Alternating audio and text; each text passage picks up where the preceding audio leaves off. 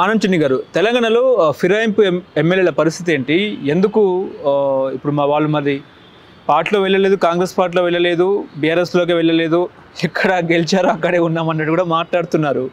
వాళ్ళ సమాధానం కూడా వెరైటీగా ఉన్న పరిస్థితి. ఏ పార్టీలో ఉన్నామో ఆ పార్టీలో ఉన్నామని చెప్పేసి కడియం శ్రీహర్ మాట్లాడారు. ఇప్పుడు స్టేషన్ ఘన్పూర్ మీదనే అందరి చర్చ. ఎట్లా చూస్తారు సార్? ఇప్పుడు కడియం శ్రీహర్ గారు చేసినటువంటి అంటే రాజకీయ నాయకుడి వేషంలోకి వచ్చిన తర్వాత కడియం శ్రీహర్ ఒక దళితుగా చూడమాకండి. ఇక్కడ నేను చెప్పే దాంట్లో కడియం శ్రీహర్ రాజకీయ నాయకుడు చూడండి. 1000 కోట్లు దాటిన తర్వాత దళితుడు కాడు ఎవడైనా సరే. 100 కోట్లు దాటిన తర్వాత దళితుడు అనొద్దు, ఎందుకంటే వాళ్ళు అప్పర్ కాస్టే నా దృష్టిలో. డబ్బు లేనటువంటి పేదలు మాత్రమే దాంట్లో ఉన్నటువంటి దళితులను పిలవండి మీరు.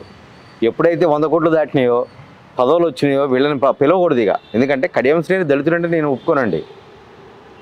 ఆయన ఒక రాజకీయ నాయకుడు. ఎందుకు రాజకీయ నాయకుడు అంటున్నానంటే, ఫస్ట్ కాంగ్రెస్ గవర్నమెంట్ ఏర్పడ్డ 4వ రోజు స్టేట్మెంట్ ఇచ్చింది ఆయనే. కాంగ్రెస్ అసెంబ్లీలో అసలు అఫిషియల్గా ఇచ్చాడు. ఆయనే కాంగ్రెస్ పార్టీలోకి వచ్చి దూరాడు. వీళ్ళందరికీ బుద్ధి చెప్పాలంటే బీఆర్ఎస్ పార్టీ మంచో చూడో కానీ ఒక మంచి కదిలిచ్చిందండి, మంచి పని చేశారు. ఇప్పుడు ఈ 64+1 ఈ 65 మంది పార్టీ మారే పరిస్థితి లేదుగా కాంగ్రెస్ పార్టీ నుంచి. అందుకని ఫిరాయింపు నిరోధక చట్టం అనేది కఠినంగా అమలు చేస్తే ఎవరు గెలిస్తే వాళ్ళే.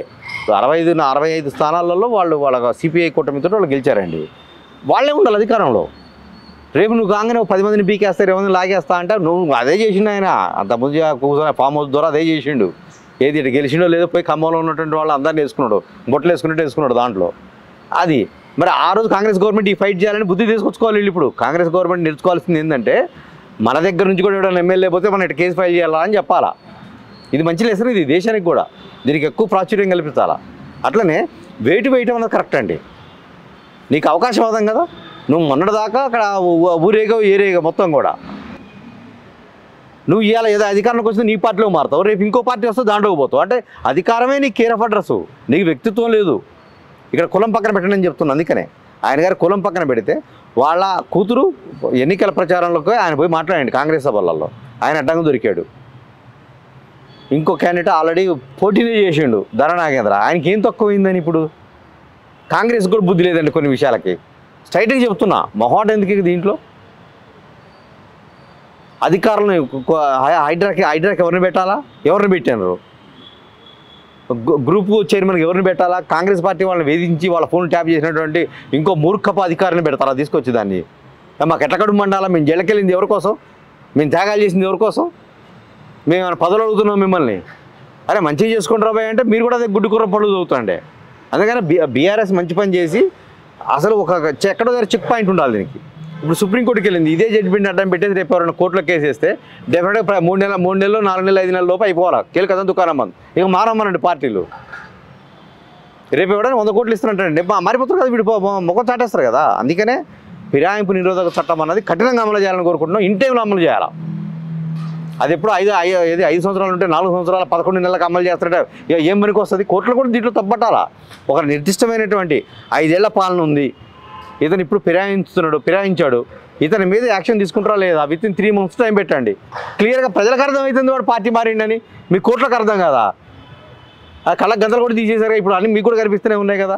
మీరు బజార్కి వస్తే కనిపిస్తాయిగా, మీరు రోజు పేపర్ తెరిస్తే కనిపిస్తాయిగా వాడు ఏం చేస్తాడో. ఆ చౌట సన్నాసుల కోసం కోర్టు కూడా కామన్ మ్యాన్ కోసం మీరు చేయండి. ఎన్నిసార్లైనా అవకాశాలు ఇవ్వండి.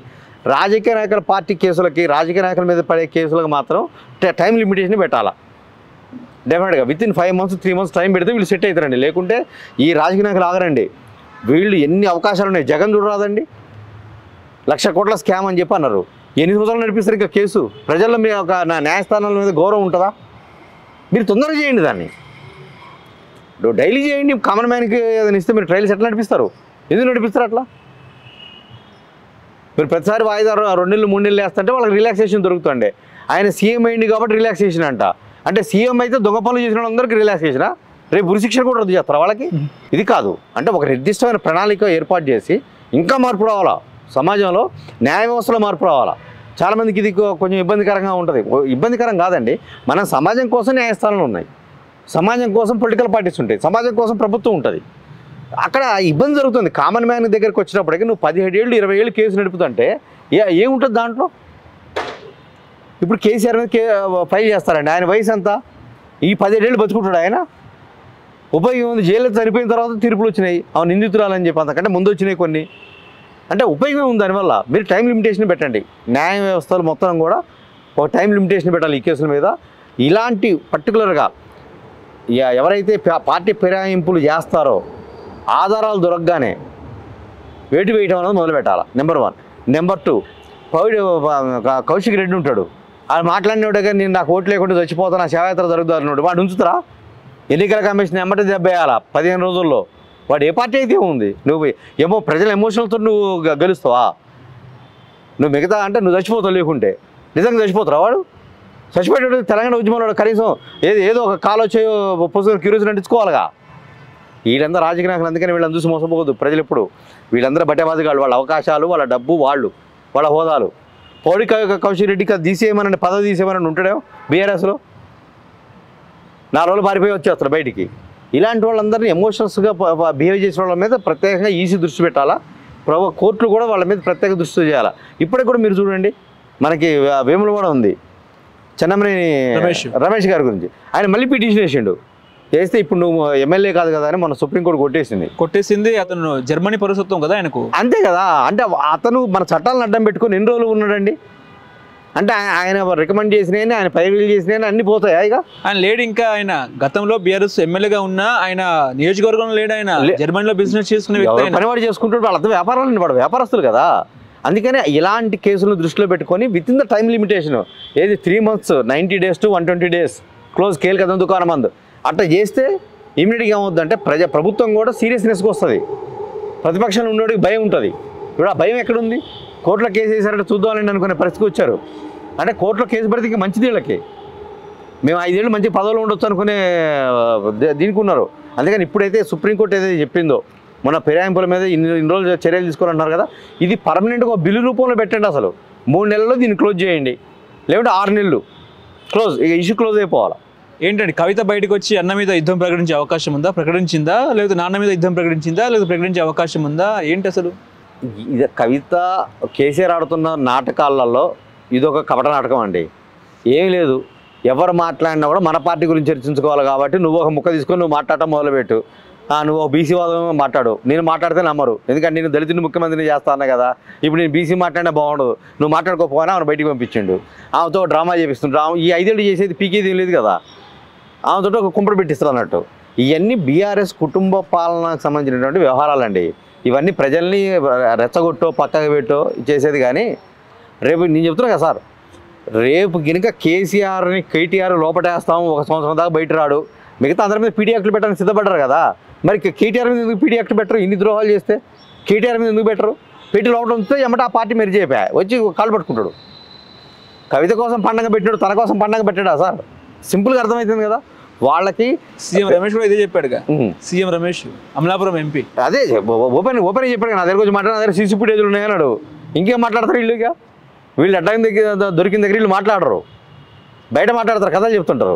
అందుకనే క్లియర్ కట్గా మనకు అర్థమయ్యేది ఏంటంటే సార్, వాళ్ళ కుటుంబానికి ఇబ్బంది జరిగితే పార్టీని తాకట్టు పెడతారు. పార్టీ అనేది వాళ్ళకి ఒక వస్తువు అండి, ఖరీదైన వస్తువు. ఇప్పుడు మార్కెట్లో వాళ్ళకి ఏదైనా ఇబ్బంది జరుగుతుంది అనుకుంటే ఈ పార్టీని తీసుకెళ్ళి అక్కడ తాకట్టు పెడతారు, ఎవరి దగ్గర అయినా. ఇంతే, దీంట్లో సీక్రెట్స్ ఏం లేదు. ఇది కవిత కుంపటి లేదు, కేటీఆర్ కుంపటి కాదు, హరీష్ రావు కుంపటి కాదు. వాళ్ళ కుటుంబానికి ఏమైనా ఇబ్బంది లేదు, ప్రజలకు ఇబ్బంది జరిగితే ఎప్పుడైనా పెట్టారా సార్? 1200 మంది చనిపోతే నువ్వు అడ్రస్లు పట్టుకోలేనటువంటి వాడి నువ్వు తెలంగాణ పితామహను, తెలంగాణ బాపు అని ఆ మాటలని కథలన్నీ అయిపోయినాయి. ఇక నువ్వు చనిపోయిన పిల్లల అడ్రస్లు ఎందుకు పట్టుకోలేకపోయినావు? నువ్వు చెప్పింది అసెంబ్లీ సాక్షిగా. అంటే 1200 మంది ఇవ్వటం ఇష్టం లేక 400 మందినో 450 మందినో ఏదో ఒక ఫిగర్ వేసి బయటికి పంపించినావు. మరి మిగతా వాళ్ళు చేసిన వాళ్ళు ఆత్మత్యాగాలు చేసుకున్నాడు కాదా? అసలు నీ హయాంలో నువ్వు గౌరవించాల్సింది ఎవరిని? తొలి ఉద్యమకారులని, 1969లో అమరులైనటువంటి వాళ్ళని, వాళ్ళ కుటుంబాలని, ఉద్యమకారులను గౌరవించాలి. నువ్వు ఎందుకు గౌరవించాలే? వాళ్ళని గౌరవిస్తే ఈయన తెలంగాణ తీసుకొచ్చినది బోద్దు అనుకుంటాడు. అసలు కాళేశ్వరంతో నీ బంధం అంతా అయిపోయాయి, నీ సినిమా అయిపోయా, నువ్వు దొంగలాగా మిగిలిపోతాంటివి. దాని మీద మీరు ఇట్లేస్తున్న తర్వాత డెఫినెట్గా దొంగకి అధికారం, రేపు ఆయన చనిపోతే అధికార అంత్యక్రియలు కూడా జరిగితే మేము ఒప్పుకుంటాం. దోషి అండి ఆయన, దోషికి ఎట్లా చేస్తారు? తప్పది. ఒక దోషికి మీరు అధికార లంచాలతో అంత్యక్రియలు ఎట్లా చేస్తారు? ఇంకో హోదా ఉందని చెప్పి రేపు 100 మంది చంపుతారండి. ఒక కసబు లెక్క ఒక పడుకొని చంపేస్తాడు, ఇక్కడ పడపడ గాలి చేస్తాడు. మరి అప్పుడు కూడా అదే పని చేస్తారా? నీ మీద ఒక న్యాయ విచారణ కమిటీ నిన్ను దోషిగా తేల్చింది, నిలబెట్టింది కదా. వాడు ఎప్పుడు దోషే, పక్కన పెట్టండి. వాడికి ఏ పుట్టకాల్సి ఉండదు, అనామకుల్లా ఉంచండి. ఎవరు దొరికినా సరే రాజకీయ నాయకుడు అవినీతి అక్రమాలు చేసినటువంటి వాళ్ళల్లో మనం రెడీ హ్యాండెడ్గా ఆధారాలతో దొరికిన ప్రతి ఒక్కరిని మీరు దూరంగా పెట్టండి. రాజకీయాల్లో ఎవరికి అధికారంగా లాంఛనం అంతకలు చేయొద్దు. అసలు ఇంకోటి అండి, ఇవాళ తీవ్రవాదం లేదు, ఇంకోటి లేదు కదా. ఎమ్మెల్యేల కింద మంది ప్రోటోకాల్ ఎందుకండి? నెల కింద ఖర్చు అవుతుంది వాళ్ళ కోసం, బాడీ గార్డుల కోసం, వాళ్ళ కోసం దాదాపు 90 కోట్లు ఖర్చు పెడుతున్నారు వాళ్ళ శాలరీస్ కోసం. ప్రజాధనం ఒక సంవత్సరానికి చూసుకుంటే మనకు దాదాపుగా ఎంత మిగులుతుంది? సుమారుగా మనం 4-5 వేల కోట్లు మిగుల్చుకోవచ్చు. రాజకీయ నాయకులందరికీ మీరు బంద్ చేయండి. నువ్వేమన్నా ప్రభుత్వ ఉద్యోగులు ఏమన్నా ఇస్తున్నావా? రోజు సెక్యూరిటీ ఇస్తున్నావు వాళ్ళకి ఏమన్నా ఇంటికి పోవడానికి? వాళ్ళందరూ వీళ్ళంతే. వీళ్ళు ఉండేది 5 ఏళ్ళు, ఇంకా వాళ్ళు ఉండేది 30-35 ఏళ్ళు సర్వీస్ చేస్తారు. మరి వాళ్ళకి నువ్వు జాగ్రత్తగా వాళ్ళకి ఎక్కువ ఇవ్వాలి సెక్యూరిటీ. వీళ్ళకి ఎందుకండి ఈ పబ్లిసిటీ పిచ్చతో? వీళ్ళందరూ ఏం చేస్తారు అంటే ఈ ఎమ్మెల్యేలు ఎమ్మెల్సీలు వీళ్ళందరికీ అవసరమా? ఏదైనా ప్రజాధనం వృధా కావట్లే, అందుకని వీళ్ళందరికీ అసలు సెక్యూరిటీని కూడా తీసేయాలి. వీళ్ళకి సెక్యూరిటీ ఎందుకు? వీళ్ళకి అసలు సెక్యూరిటీ పర్పస్లో తీసేస్తే ధనం ఇది అయిపోద్ది. ఎప్పుడైతే ఆ అధికార ప్రలోభాలు దానికి ఎందుకు వస్తారంటే రాజకీయ నాయకులు, గన్మ్యాన్ షో పెరిగిందండి. మీరు ఆ ప్రోటోకాల్ తగ్గించండి, రాజకీయాల మీద సగం మందికి ఆసక్తి పోద్ది. అది నేను మొన్న ఒక ఇంటర్వ్యూలో బాబు మోహన్ గారు చెప్పారు. కోటా శ్రీనివాసరావు గారు ఎమ్మెల్యేకి ఎందుకయ్యారంటే నా ఎమ్మటి గన్మెన్లను చూసి ఆయన అయిందండి అన్నాడు. అంటే ఫ్యాషన్ లాగా తయారైపోయింది గన్మెన్లది. వాళ్ళు ప్రైవేట్ పెట్టుకోనండి, బోనసర్లో ప్రైవేట్ వ్యవస్థలు వచ్చినాయి కదా, పెట్టుకొని తిరగమనండి. తిరుగుతారు ఎవడన్నా? కార్పొరేషన్ చైర్మన్లకి మీరు ఇస్తుంటారు గన్మెన్లని. సరే తీవ్రవాద ప్రభావితం ఉన్న ప్రాంతాల్లో ఇవ్వచ్చు. నీకు హైదరాబాద్లో ఇవ్వడం వచ్చి ఇప్పుడు ఏమైనా ప్రతినిధి మీద అటాక్ చేసే పరిస్థితి ఉందా?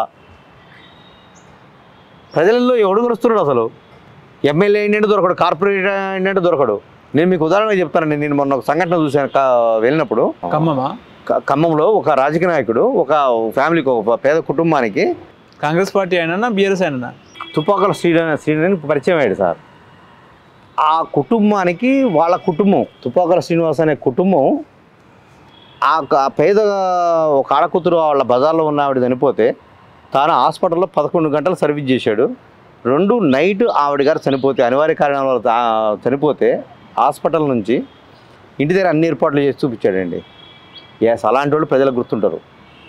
ఆ వీధిలో నాకే అనిపించింది, ఇంతమందిని తీసుకొచ్చాడు, టెంట్లు వేసాడు, ఇవన్నీ ఎందుకు చేస్తారు? అదే వ్యక్తిగత స్వార్థం కాదు, ఇదేదో ఎన్నికల దగ్గరకు వచ్చిన సంవత్సరం కూడా కాదు.